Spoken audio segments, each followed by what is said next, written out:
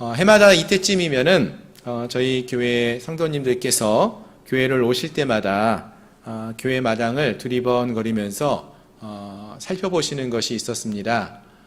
뭘 살펴보셨죠? 예, 마당에 보면은 나무들이 있어요. 저희 교회에 어떤 나무들이 있냐면은 포도나무도 있고 감나무도 있고 석류나무도 있고요. 또 감나무도 있어요.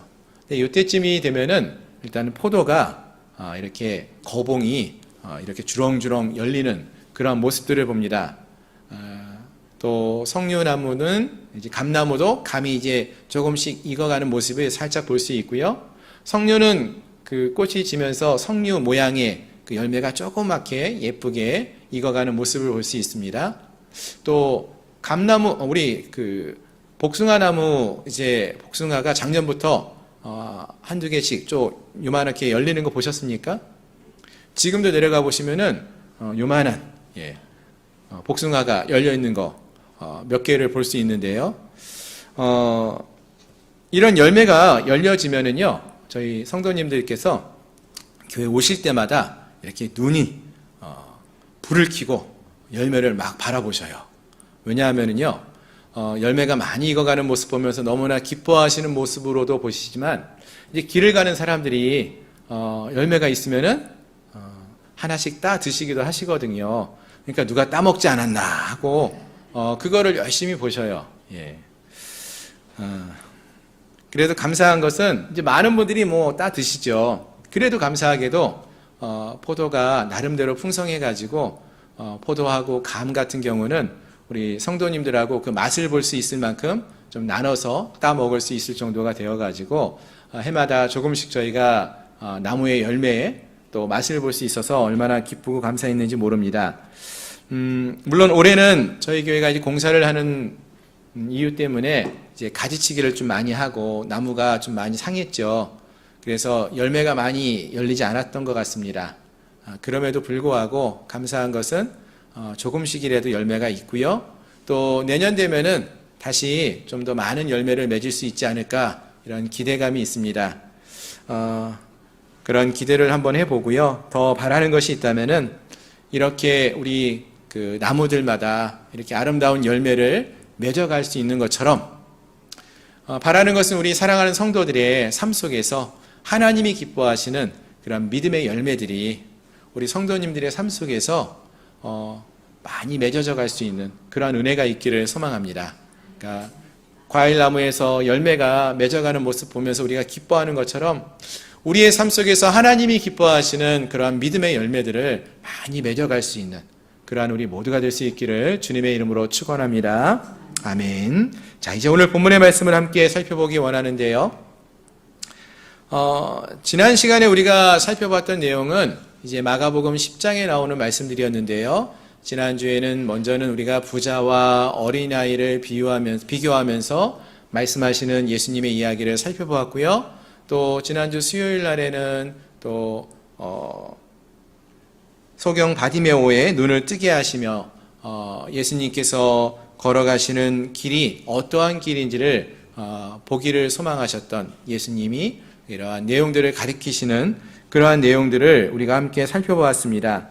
그래서 예수님께서는 소경거지 바디메오의 눈을 뜨게 하심으로써 예수님께서 앞으로 걸어가시는 길이 어떠한 길인지를 제자들에게 알려주시면서 이제는 제자들이 그들의 영의 눈을 뜨고 믿음의 눈으로 주님의 길을 뒤따를 것을 말씀하시는 그러한 내용들을 마가복음 10장에서 우리가 살펴볼 수 있었습니다. 자, 그리고 나서 이제 본문 마가복음 11장의 말씀을 보시면은 처음에 나오는 이야기가 무엇이냐면은 1절부터 10절까지에서는요, 이제 예수님께서 정말로 예루살렘 성에 입성하시는 이야기가 나옵니다. 나귀의 새끼를 타시고 구약 성경에 예언된 대로 나귀의 새끼를 타시고 예루살렘 성을 입성을 하시죠. 그리고 많은 백성들이 이때에 예수님이 나귀를 타고 입성하시는 모습을 보면서 호산나를 외치고 겉옷을 벗고 또 종려나무의 가지를 꺾어서 주님 오시는 길 앞에 깔아둠으로써 예수님을 왕으로 영접하는 그러한 모습을 볼 수가 있습니다. 자, 이렇게 예수님께서는 예루살렘 성에 입성을 하십니다. 그리고 나서 제일 먼저 하신 일이 무엇이었는가 보니까 예루살렘 성에 성전을 방문하시게 되었다라는 것입니다. 오늘 본문 11절이 바로 이러한 내용을 말해주고 있죠. 그리고 나서 때가 저물게 되어지면서 12명의 제자들을 데리고 예루살렘 가까운 곳인 베다니에 있는 숙소로 가셨다가 다음 날 베다니에서 다시 성전이 있는 예루살렘으로 향하게 되는 이야기가 오늘 본문에 나오게 됩니다.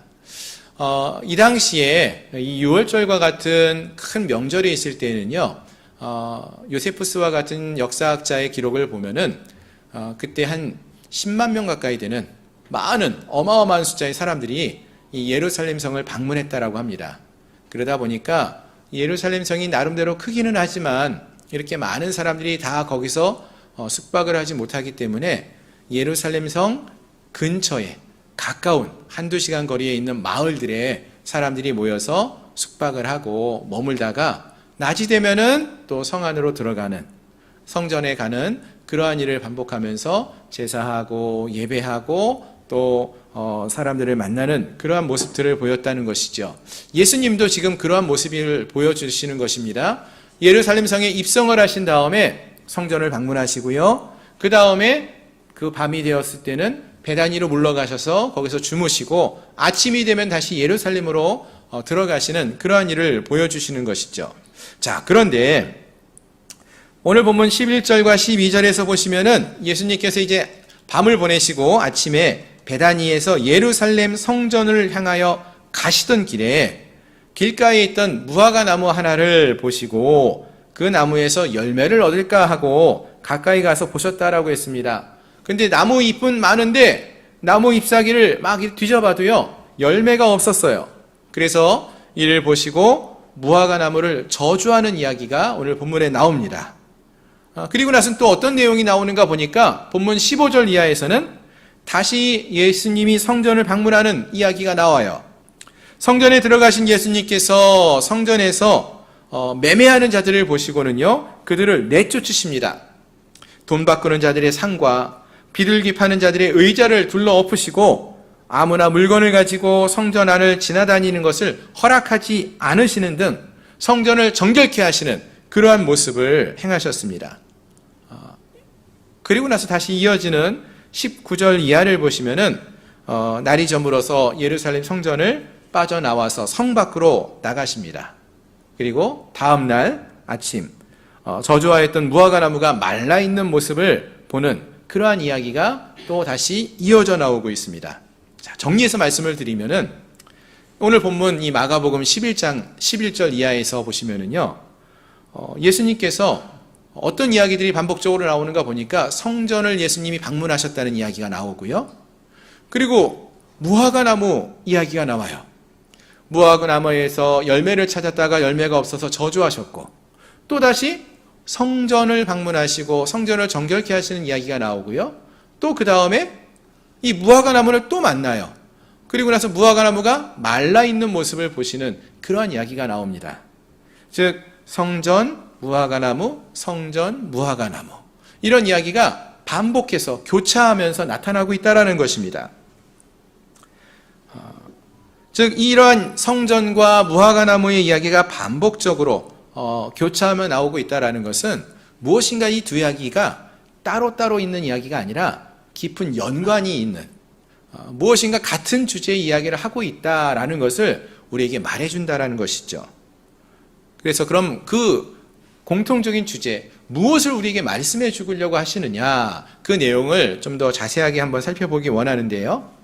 먼저 12절에 나오는 말씀을 한번 보시기를 바랍니다.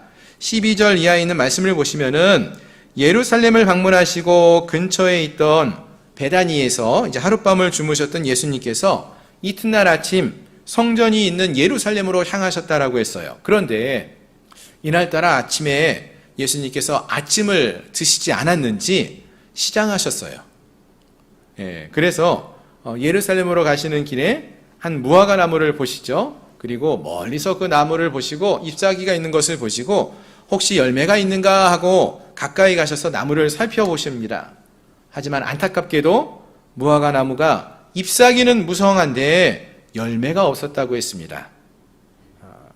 그런데 예수님께서요, 이때 이 나무에 열매가 없는 것을 보시고는 무화과 나무에게 이제부터 영원토록 사람이 내게서 열매를 따먹지 못하리라 이렇게 말씀하셨어요. 다른 말로 하면은 열매 없게 될 것이다 하고 저주하셨다는 것이죠. 그랬더니 그 다음날 아침 어떻게 되었습니까? 정말 예수님 말씀하신 대로 그 나무가 메말라 버렸어요. 말라버렸어요. 뿌리채 말랐다고 했습니다. 정말 놀라운 일이 벌어진 거죠.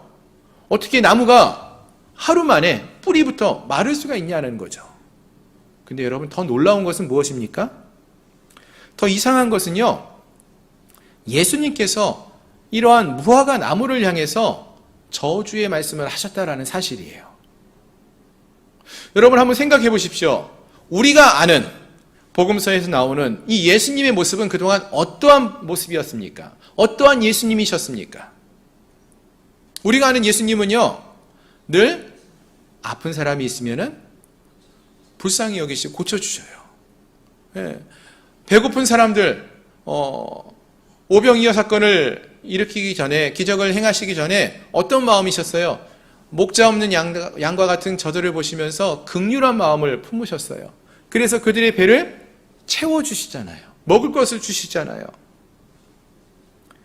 그런데 이와 같이 아픈 사람은 고쳐주시고 배고픈 사람들을 긍휼히 여기시고 귀신 들린 아이들, 귀신 들린 사람들을 고쳐주시고 이렇게 돌보아 주시고 또 채워주시는 그러한 은혜의 예수님인데, 사랑 많으신 예수님이신데 돌맞을 죄를 지은 그 여인에게도 죄 없는 자가 먼저 돌을 치라 그러고 나도 너에게 그러한 죄를 다시금 죄를 짓지 말라고만 하시고 돌을 치지 않겠다라고 말씀하시는 그런 분이신데, 어찌 이 무화과 나무를 향해서는 이런 저주의 말씀을 하실 수 있느냐라는 것이죠.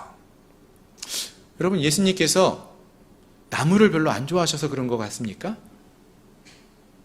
사람들을 생명은 귀하게 여기시면서 나무는 별로 좋아하지 않으셔서 저주하신 것일까요? 물론 그런 건 아닐 것입니다. 특히 13절 말씀을 보시면은 이때가 무화과가 아직 열매를 맺을 때가 아니라고 했어요. 만약 무화과 때, 즉 무화과가 열매를 맺을 때인데 열매가 없으면은 그것을 빌미로 이런 말씀을 하실 수 있겠다, 뭐 이런 생각을 해보겠는데, 열매 맺을 때도 아닌데 열매가 없다고 저주하셨다는 거 이해가 되십니까? 무엇인가 이상하다는 생각이 든다는 것이죠. 그렇지 않습니까? 그래서 우리가 이 이적을 흔히 파괴적 기적이다, 예수님이 행하신 파괴적 기적이다, 예수님의 많은 기적은 고치시고 채워주시고 변화시켜주시는 그런 기적인데 이 기적만큼은 좀 다르다는 거예요. 파괴적 기적이라고 이렇게 말을 하기도 합니다. 그럼 왜 예수님은 도대체 왜 이런 일을 행하신 것일까요? 사실 그 이유를 우리가 다 알 수는 없습니다. 우리가 다 알 수는 없을 거예요. 하지만 우리가 앞에서 이 사건이, 이 무화과 나무가 저주를 받아서 메말라 버리는 이 사건이 무엇과 깊은 관계가 있다고 했습니까? 성전을 방문하신 일과 깊은 관계가 있다고 말씀을 드렸죠. 그래서 성전을 방문하시고 무화과 나무를 만나시고 성전을 방문하시고 무화과 나무가 마른 것을 보시고 반복적으로 교차적으로 나오면서 이게 무엇인가 밀접한 관계가 있다라고 말씀을 드렸어요. 그렇다면은 그 다음에 나오는 이 성전과 관련된 이야기를 좀 더 살펴보면은 이 무화과 나무가 왜 이런 저주를 받았는지 그것을 우리가 알 수 있다는 것이죠.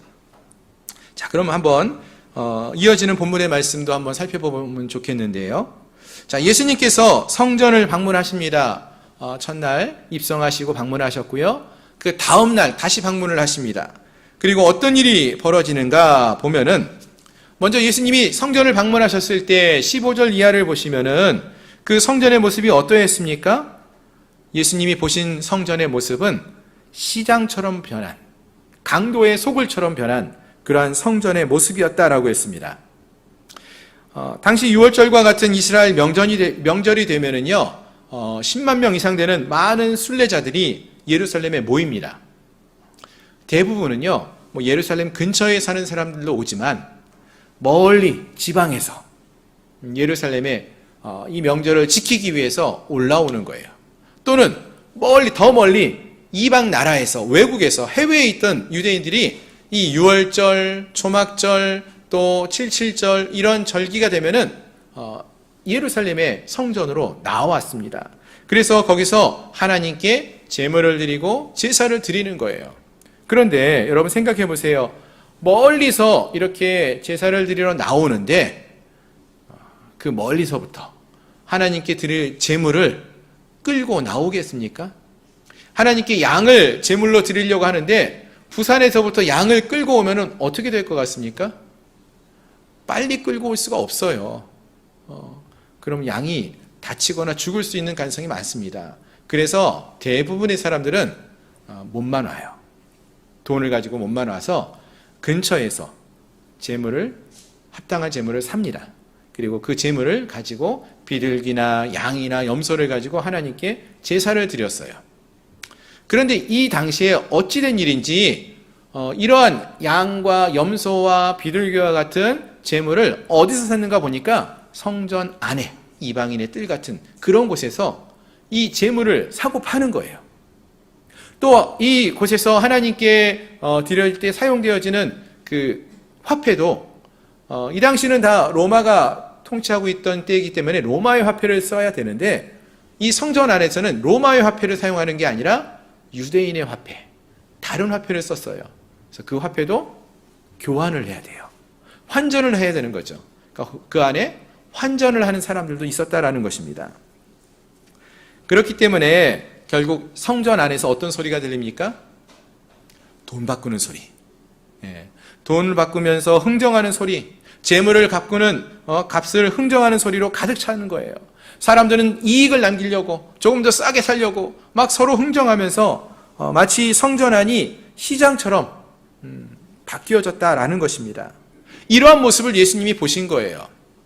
그리고 나서 즉시 그들을 내쫓으셨어요. 성전을 깨끗하게 청결하게 하셨다라는 것입니다. 그리고 이때 예수님이 뭐라고 말씀하십니까? 내 집은 기도하는 집이라고 일컬음을 받으리라 하였거늘 너희는 강도의 소굴을 만드는도다, 이렇게 말씀하십니다. 강도처럼 자기의 유익을, 남의 것을 빼앗는 그런 일을 행한다라고 말씀하시는 것이죠. 여러분, 이 말씀이 무슨 말씀입니까? 지금 성전은 예배가 드려져야 되는 곳인데 예배의 참 본질은 상실한 채 사람들이 지금 제사를 드리기 위해, 예배를 드리기 위해 오기는 하지만 진짜 하나님을 섬기고 하나님을 만나는 장소로서의 성전의 의미를, 예배의 의미를 상실한 채 그저 형식만 남아있는 그런 모습을 지적하시면서 그것을 회복할 것을 말씀하고 있는 것입니다. 예배의 참 본질을 상실한 채 형식만 남아있는 성전의 잘못됨을 지적하시고 상징적인 행동을 보이시면서 그곳에서 장사하던 모든 사람들을 내쫓고 계셨다라는 것입니다. 그렇습니다, 여러분. 이것은 우리 주님이 원하시는 성전의 모습이 무엇인지를 우리에게 말해주는 것이죠. 성전에서는 하나님을 온 마음을 다하여 중심으로 예배하고 기도하는 곳이 되어야 함을 말해주는 것입니다. 아멘. 이것이 이제 오늘 이 성전에서 예수님이 행하신 일이 일어난 사건이고요. 그 사건이 우리에게 말해주는 교훈이라는 것입니다. 자, 그러면은 이것이 앞에서 살펴보았던 무화과 나무의 저주의 사건과 어떤 연관이 있는 것일까요? 분명히 이 두 사건이 깊은 관계가 있음을 우리가 알 수 있는데 어떤 연관이 있다라는 것일까요? 여러분, 앞에서 예수님께서 보셨던 무화과 나무에는요, 무성한 무화과 나무에 잎사귀가 있었다고 했습니다. 하지만 열매가 없었다고 했죠. 마치 이것은요, 예수님께서 지금 방문한 성전의 모습을 보여주는 것과 같습니다. 성전 안에서 많은 사람들이 모였어요. 왜요? 하나님께 제사하기 위해서, 제물도 준비하며 또 제사하기 위해서 모여들고 있습니다. 어마어마한 사람들이 모여들었죠. 잎사귀가 무성한 무화과 나무와 같다는 것입니다. 그런데 그 가운데 무화과 나무에 열매가 없는 것처럼 성전 안에 이렇게 무성한 잎사귀로 많은 제사의 형식들이 있고 제물들이 있는데 하나님을 향한 진정한 예배자의 마음이 없었다라는 거예요. 진정한 예배의 모습이 없었다라는 것입니다. 그럼 여러분, 열매를 맺지 못한 이 무화과 나무에 대해서 예수님이 뭐라고 하셨습니까? 말씀으로 저주하셨죠. 그리고 그 무화과 나무가 뿌리치에 마르게 하셨다라고 했습니다. 이와 같이 성전에서 기대되어지는 모습, 하나님을 전심으로 예배하고 기도해야 하는, 만민이 기도하는 성전, 그 모습이 사라져 있는, 하나님이 기뻐하시는 기도하는 집으로서의 온전한 열매를 맺지 못하는 이 성전의 모습을 보시면서 주님이 뭐라고 말씀하십니까? 그 성전의 모습을 회복하지 못하면은 그것은 결국 하나님의 성전도, 예루살렘의 이 성전도 무화과 나무가 메말라 버렸듯이 무너지게 될 것을, 심판에 이르게 될 것을 경고해서 말씀해 주고 있는 것입니다. 그럼 여러분, 예수님의 이러한 경고의 메시지는, 말씀을 듣게 된 이 예루살렘의 성전은 어떻게 되었을까요? 역사적으로 보시면은요, 예수님이 돌아가시고 나서 오래지 않아서 AD 약 70년경에 예루살렘 성전은 로마의 티토라는 장군에 의해서 무너지게 됩니다. 성전이 무너졌어요.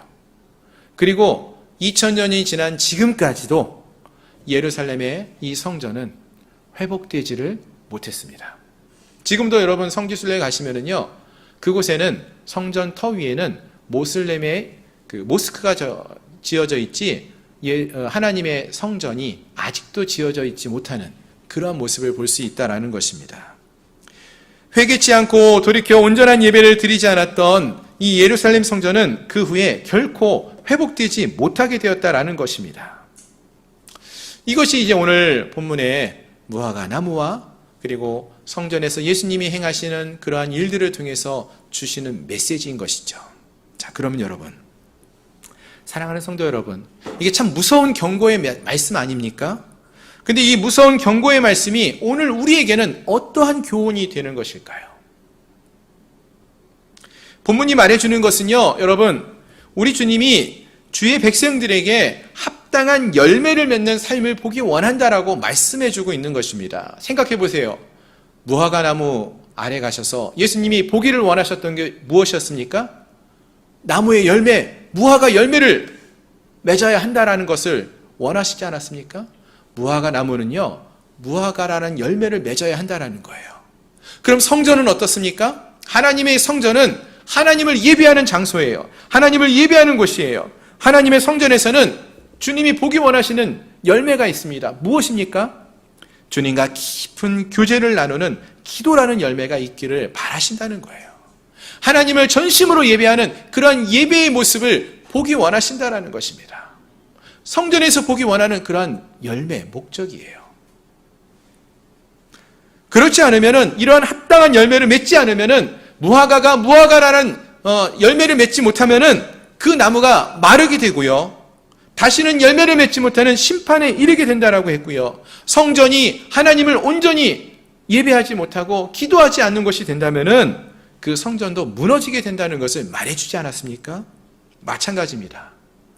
그렇다면은 우리 주님은 하나님의 백성으로 우리를 부르셨어요. 우리는 하나님의 백성으로, 하나님의 자녀로 부름을 받은 자들입니다. 그러한 우리에게도 우리 주님이 바라시는 것이 있다는 거예요. 무엇을 원하실까요? 무엇을 기대하실까요?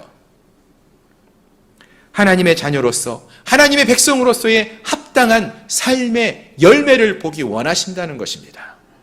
아멘? 어떤 열매가 우리에게 있어야 할까요? 20절 이하의 말씀을 다시 한번 보기 원하는데요. 베드로가 20절 이하에서 예수님께 무화과 나무 마른 것을 말씀드리죠. 뿌리채 마른 것을 보고 베드로가 생각이 나서 여짜오되, 랍비여, 보소서 저주하신 무화과 나무가 말랐나이다. 무화과 나무한테 열매를 원하셨는데 없어서 예수님 저주했더니 말라버렸네요. 이렇게 말합니다. 그랬더니 예수님께서 22절에서 대답하여 말씀하시죠. 뭐라고 말씀하십니까? 하나님을 믿으라. 하나님을 믿으라. 여러분 22절 이하에 나오는 말씀을 계속 보시면은 계속 강조되어지는 것이 있어요. 믿음이라는 것입니다. 내가 진실로 너희에게 이르노니 누구든지 이 산을 들리어 바다에 던져지라 하며 그 말하는 것이 이루어질 줄 믿고 마음에 의심하지 아니하면 그대로 되리라. 그러므로 내가 너희에게 말하노니 무엇이든지 기도하고 구하는 것은 받은 줄로 믿으라. 그리하면 너희에게 그대로 되리라. 서서 기도할 때에 아무에게나 혐의가 있거든 용서하라. 그리하여야 하늘에 계신 너희 아버지께서도 너희 허물을 사하여 주시리라 하시니라. 아멘. 그렇습니다. 예수님께서 지금 제자들에게 하나님의 백성들이 가져야 할, 하나님의 백성들이 맺어야 할 그런 열매가 있다면은 그것은 하나님을 믿는 것임을 말해주는 것입니다. 하나님을 믿는 모습을 주님이 우리들에게 보기를 원하신다는 거예요. 마치 무화과 나무에서 무화과라는 열매를 보기 원하시는 것처럼 성전에서는 기도하는, 하나님을 예배하는 그러한 열매를 보기 원하시는 것처럼 하나님의 백성들은 우리에게 보기 원하시는 것이 있는데 그것은 믿음이라는 것입니다. 우리가 세상에서 얼마나 성공했느냐 그것을 보기 원하시는 것이 아니라 하나님을 향한 믿음, 하나님을 믿는 믿음을 보기 원하신다라고 말씀하십니다. 그러면 그 하나님을 믿는다는 것은 구체적으로 무엇을 말하는 것일까요? 그것은 우리가 매일의 삶 속에서 하나님을 믿고 하나님의 말씀대로 살아가는 모습으로 나타날 수 있을 것입니다. 세상이 무엇이라고 말하든 하나님의 말씀을 신뢰하고 하나님만을 의지하며 살아가는 그 모습으로 우리가 하나님을 믿는 것이 무엇인지를 나타내 보일 수 있다라는 것입니다. 즉 하나님을 믿는다면요, 여러분, 세상에 여러 가지 이야기들이 있어요. 세상에 가치관들이 많이 있습니다. 그러나 그러한 세상의 가르침과 세상의 가치관에 휘둘리지 않고 하나님만을 바라보며 의지하며 살아갈 수 있다는 것입니다. 하나님이 우리의 삶을 주관하고 계시고 우리를 돌보시며 인도하심을 믿고 살아가는 그러한 모습이 우리에게 필요하다는 것입니다. 또한 하나님을 믿는다면요, 그것은 나의 마음을 아프게 하고 힘들게 하는 사람들을 용서하며 살아갈 수 있음을 또한 말씀해 주고 있습니다. 즉 모든 일에 하나님의 뜻과 선하신 계획이 있다는 것을 믿고 살아가는 것을 말하는 것이죠. 그렇다면은 우리가 어떠한 어려움 속에서도 어떠한 아픔 속에서도 감사할 수 있고요, 어려움 속에서도 하나님을 찬양할 수 있을 것입니다. 아멘. 성경을 보면 그러한 예가 나와요. 여러분 잘 아시는 사도 바울이요, 빌립보에서 열심히 복음을 전했어요. 예수 그리스도를 전하고 복음을 전했습니다. 그러다가 그 이유 때문에 매를 맞고 옥에 갇히게 됩니다. 잘 아시는 내용이에요. 근데 정말로 한 것이라고는 복음을 전한 그 일밖에 없는데 그 일 때문에 억울하게 매를 맞고 옥에 갇히게 된 바울이 옥에 갇혀서 무엇을 했습니까? 그 밤에 찬송하고 기도했다라고 했어요. 여러분, 우리의 인생 속에서 우리가 생각지도 않았던 억울한 일을 경험할 때가 있고 어려움을 겪을 때도 있어요. 몸이 아플 때도 있고 심각하게 힘든 일을 경험할 때도 있어요. 그럼에도 불구하고요, 하나님의 뜻과 선하신 계획이 분명히 있을 것임을 믿는다면요, 그 가운데서 우리는 하나님을 신뢰하고 하나님을 찬양할 수 있고요, 하나님께 감사할 수 있다라는 것입니다. 옥에 갇힌 바울이 매를 맞고도 갇혀서도 찬송하고 기도할 수 있었던 것은 결국 이러한 믿음이 있었기 때문에, 하나님을 믿는 믿음이 있었기 때문에 가능했다라는 것입니다. 바라는 것은 오늘 우리에게도 이러한 믿음이 있기를 소망합니다. 우리 주님이 오늘 우리에게 보기 원하시는 것이 있다면은 바로 이런 믿음을 보기 원하신다는 거예요. 어떠한 상황 속에서도 휘둘리지 않고 하나님의 선하심을 믿고 하나님의 뜻하심이 있음을 믿고 하나님을 믿고 나가는 믿음, 나를 구원하시고 나를 돌보시고 나를 인도하실 것이라는 그 믿음을 갖고 나가는 모습, 그 모습을, 이런 믿음의 열매를 보기 원하신다는 것입니다. 그 하나님을 믿음으로 나아갈 수 있는 저희 모두가 되기를 소망합니다. 우리 하나님이 어떠한 하나님이신지를 믿으시길 바랍니다. 하나님이 산을 들어서 바다에 던질 만한 그런 은혜와 능력의 하나님이 되심을 믿고 구할 수 있는, 그리고 믿고 생활할 수 있는 저희 모두가 될 수 있기를 소망합니다. 바라는 것은 바로 이러한 하나님이 나의 주가 되시고 보호자가 되심을 믿고 의지하며 그 하나님께만 간절히 기도하고 간구하며 나가는, 그래서 하나님이 기뻐하시는 믿음의 열매를 우리의 삶 속에서 맺어갈 수 있는 저희 모든 성도님들이 되시기를 주님의 이름으로 축원합니다. 기도하겠습니다.